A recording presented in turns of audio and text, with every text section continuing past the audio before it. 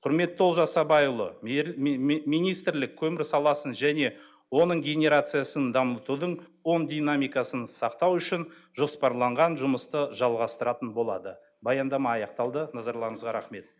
Сұрақтар бар ма? Нұрлан Құдайбергенұлы, кез келген саланы дамыту үшін қомақты инвестиция қажет. Ол түсінікті. Осы салаға, көмір өнеркәсібіне қалай инвестиция тартамыз? Қандай тетіктері бар?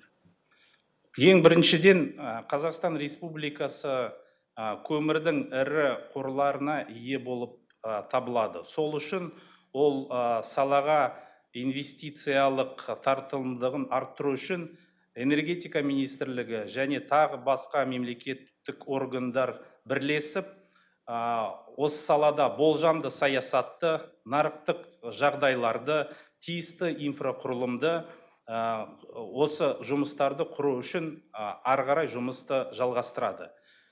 Инвесторлар осы пайда бар жерге және пайда бар нарыққа тәуекелдер аз және ұзақ мерзімді сұраныс жерге келеді. Сол үшін осы барлық бағыттарда министрлік тиісті жұмысты атқаратын болады.